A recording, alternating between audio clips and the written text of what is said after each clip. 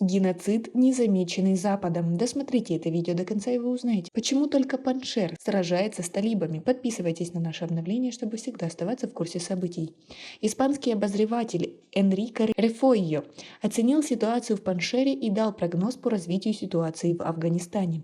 Он заметил, что захват Афганистана талибами является точным воспроизведением того, что произошло 20 лет назад, но словно бы в режиме ускоренной перемотки.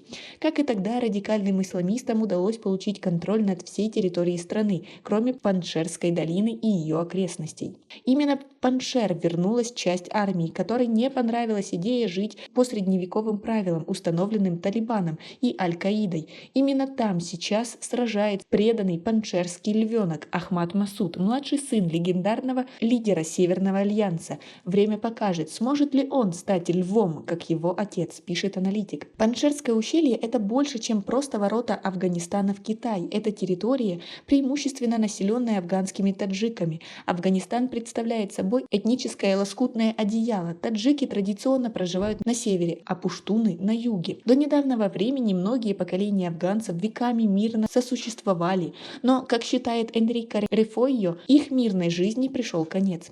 Талибан – это в основном этнические афганцы или пакистанские пуштуны. Многие арабоязычные экстремисты из Аль-Каиды и ИГИЛ, прибывшие из Сирии и Ирака, объединились с талибами, пишет испанский журналист. А Салех и Масуд по национальности таджики, пишет автор, как и коренные жители Паншера. Талибан не хочет повторять ошибку, совершенную 25 лет назад, потому что именно в этой горной долине войска Северного альянса начали наступление на Кабул в 2001 году, отбив его при небольшой наземной поддержке со стороны международных коалиционных сил.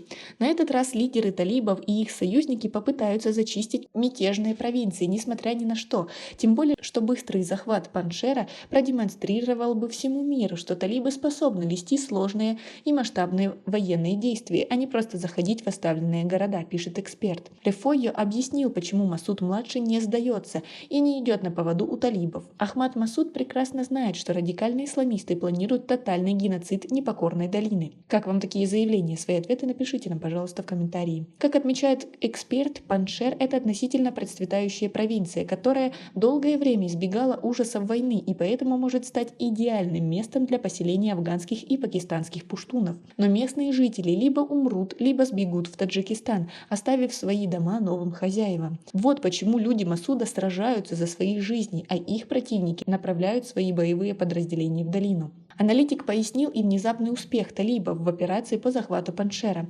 По некоторым данным, боевикам активно помогают иностранные специалисты. Ситуацию сильно усложняет политика США, которые буквально сдали Афганистан талибам.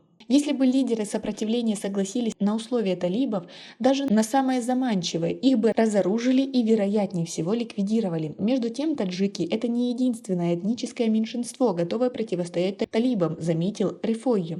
Столь же незавидная судьба ждет узбеков, которые составляют почти 10% населения страны. У них даже есть свой лидер, боевой генерал, а теперь и маршал Дустум. Хотя Дустум является весьма спорной фигурой, он очень популярен на непуштунском севере и мог бы вместе с Масудом-младшим попытаться защитить узбекские районы Афганистана.